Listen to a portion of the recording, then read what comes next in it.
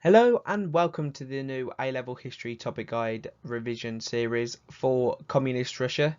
It's an expansion of the AS course but just covering the A-level topics. And to start with, in part 1 we're going to be covering the period 1917 to 1922, which is the period of Lenin. In order to understand where the Bolshevik was headed for the future, first of all we have to understand what Lenin's ideology was itself. And he actually outlined it specifically in a book called State and Revolution, which he wrote in 1917. Lenin had explained his ideology and specifically concerned the transition to socialism once the Bolsheviks had actually achieved power, as they did. However, the circumstances rather than his personal ideology largely determined the policy in the early years of Bolshevik rule, and therefore the development of the Soviet state afterwards. This was due to the fact that the Bolsheviks weren't actually elected into power, they had taken over, so we needed as much support as possible. So introducing some of these radical changes could have caused an uprising, and that's the last thing that Lenin wanted at the time. Initially, Lenin's hopes for democracy followed the Marxist view that government should be in the hands of the people. This was tailed with most Russians' belief that the main aim of the revolution was to actually end all social privilege, which included class, nobility, and kind of the power that some people had been given by the Tsar. The peasants in their village soviets, which were effectively at the time their village assemblies, divided up the nobles' lands and shared it out between themselves. In the cities, the workers took control of factories and responded eagerly to Lenin's call for the looting of the looters and the confiscation of the bourgeoisie property.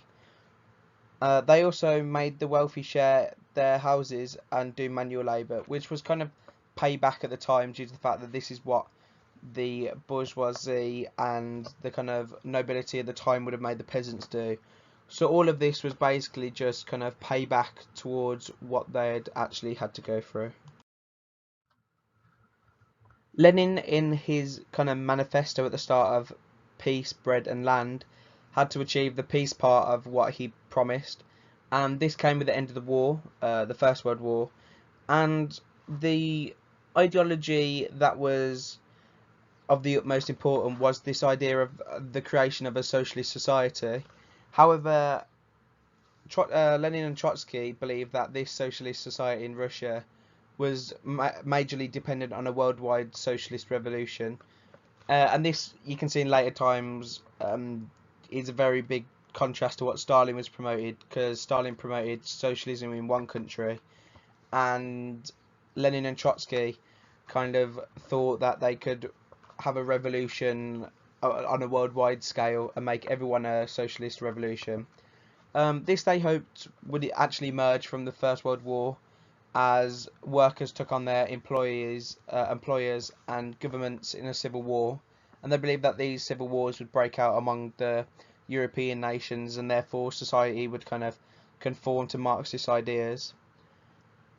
This idea as a whole was very important, as the Marxist idea of dictatorship of the proletariat was based on societies like those in Germany and Britain, where the urban workers were the majority, whereas in Russia the peasants formed 80% of the population, which in theory should have made it a lot harder for the revolution to have happened in Russia.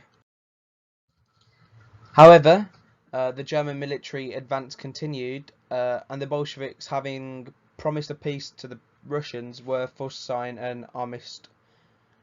In his negotiations with the Germans, Trotsky played for more time, thinking that there was going to be a revolution in the West and kind of that the Western nations would come to Russia's aid. But Lenin insisted that Russia accept the German peace treaties in the Treaty of Brest-Litovsk. These terms were vastly humiliating, but Lenin took the pragmatic view that saving the revolution at home was more important than the spread of international revolution. This would provide the foundations, as I said earlier, for Stalin's later socialism in one country policy. Lenin was very clear on one issue that he was facing at the time, and this was this idea of one party state. This was due to the fact that he believed in the dictatorship of the proletariat, and he believed that this should be exercised by the Bolsheviks themselves.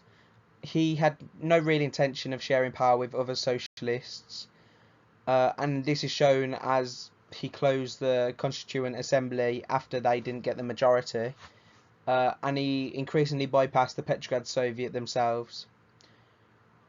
Ruled by the Bolshevik only Sovnarkom, as the remaining social revolutionaries left in March of 1918, meant that Russia effectively just became a one-party state at the time.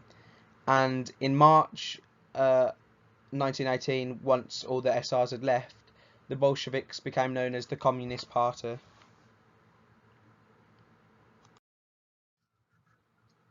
When looking at the development of the party and the state itself, the Civil War has to be taken into account, as it had a huge impact on the development of the party and the state. It forced the government to adopt a more centralised system of government, and to resort to terror to enforce its laws. This theme kind of carried on throughout the Lenin and more kind of viciously in the Stalin period of reign. But with this, the highly centralised government could, of course, be interpreted as fulfilling socialist goals. However, even when war communism gave way to the new economic policy, and allowed more capitalist practices, tight party unity was insisted on by Lenin, and Lenin issued a ban of factions, which basically meant that no other party could really produce propaganda or anything of the sort. And Stalin later used his ban to defeat his rivals when he needed to. The main issue that the Bolsheviks actually faced, and one of the biggest ones that they had to overcome, was the consolidation of their own authority over their land, due to the fact that, to start off with, they were actually a minority when they did the vote for the Constituent Assembly, and the Social Revolutionaries actually got more of a vote than the Bolsheviks. Um, these This party aspired to be a party of the people, but they actually lacked mass support. And furthermore, following the signing of the Treaty of Brest-Litovsk with Germany, which was their surrender kind of in World War One, they faced an increasingly wide array of opponents, which varied kind of drastically from Tsarist army officers to cadets, to SRs and even Mensheviks, as well as foreign armies that were actually on their soil at the time. Alongside this, by the spring of 1918, Russia was also facing economic collapse. Too little grain was reaching the cities, so that the workers were going hungry. This was partly explained by wartime disruption of transport systems, due to the fact that that kind of when trains are bringing officers back and forwards, and soldiers, food is of a smaller priority than the soldiers themselves. This was also after seizing the lands of the nobles, and in many cases kulaks, and dividing it up. The peasants reverted back to small-scale subsistence farming, which was kind of selfish in the way that they were producing for just themselves, which made sense. But the way that the economy of Russia worked meant that they basically had to provide for the workers in the factories as well. This also went alongside the fact that most of them did not have any surplus grain to sell or kind of crop to sell to the cities. But even if they did, they had little incentive to sell their grain anyways, because there were few goods to exchange it for, because they had nothing really that the peasants wanted or needed to buy at the time. The main reason for this is that the workers' control of the factories, and the shortage of raw materials had led to a fall in industrial output, and particularly of consumer goods. So even if there was something that they did want, it wasn't on offer for them to actually have at the time. As the food shortages in the cities worsened, food riots erupted in 1918, and workers began to flee from cities in order to search for food. This led to a shortage of labour in the factories, and could have been the start of a really bad cycle for Russia, due to the fact that it meant that their industrialisation process would have grinded to a halt if it had carried on. With the civil war between Bolshevik Reds and non-Bolshevik Whites developing in the spring, the survival of the new regime was at stake. The Bolsheviks had to ensure that their army was supplied with food and weapons, and this led to the development of a more centralised system of control to run the economy and defeat the Whites. The policy that Lenin brought in was War Communism. The key elements of this was the fact that there was mass grain requisitioning. Red Guards and soldiers took grain from the peasantry by force, so it was basically depriving peasants of their food and just stealing stuff from them. All industry was placed under state control, with workers' committees replaced by managers reporting to the government. Factory discipline was imposed, with fines for lateness and absence from work. This was kind of vastly expanded on by Stalin, but this was where it kind of originated, whereas most of Stalin's things was things that Lenin started in the first place, which isn't usually recognised. Food rationing was introduced, with the highest priority given to workers and Red Army soldiers, and the lowest to the bourgeoisie, which meant that the kind of rich and the people who were funding these factories and that were the ones going hungry. Necessity may have dictated this policy, but it also came with benefits to the Bolsheviks due to the fact that it enabled them to extend class warfare, and in Lenin himself, in his words, to deal with the class enemies. The Bolsheviks now saw a centralised control as the way to control and develop socialism in the country, as they were able to enforce their power not only with war communism, but this was one of the ways that they were able to develop socialism in the country. The most controversial aspect by far of the early Bolshevik rule was the use of terror, which was justified by Lenin in order to ensure the survival of the regime, as he said. Whether this is actual fact is up for debate, but it certainly helped eliminate a lot of their enemies. The main target of these purges were the peasantry. The peasants were to be forced to hand over grain and feed the soldiers and workers in more of a kind of very, very forceful aspect of war communism.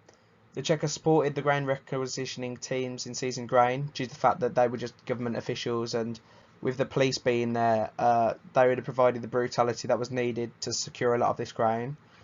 And thousands of peasants were arrested, imprisoned, and even executed, especially in the pro-white areas of Russia. So too were thousands of people that were deemed to be enemies of the people, which is realistically just enemies of the Bolsheviks, whether that be SRs or other socialists that oppose the Bolsheviks, the wealthy, members of the clergy, or independently minded workers. It is likely that up to 500,000 people were executed between 1918 and 1921. And many more were sent to labour camps where they probably would have ended up dying there as well. The use of terror as a political weapon was further extended under Stalin, but it's important to see that it originated in the period of Lenin. Lenin himself, as a quote, said that Soviets plus electrification means communism. He acknowledged and fully well knew that Russia had to modernise in order to show that communism worked. In 1917, he abolished private ownership of land and recognised that workers control of factories, which effectively legitimised what was already happening in the countryside and cities. The idea that after the war they failed to increase factory production was due to the fact that they had fewer industrial goods for sale, and the peasants hoarded grain as there was little to buy if they sold it. And the fact that war communism could only go so far due to the fact that it was necessary to feed the workers and soldiers and win. And after they did all this, they recognised in 1921 that they had failed to increase factory production, as industrial output was only 20% of what it had been in 1914. In the countryside, peasants resisted food requisitioning and decided to grow less grain rather than handing it over, due to the fact that they could keep what was needed just to feed themselves. But if they made like a surplus, it would be taken off them. So what was the point of actually making a surplus to store for yourself when it was just going to be taken off you? So that is what they did. They just burnt it and kind of didn't even grow it, some of them. Many of them had to kill their livestock to survive.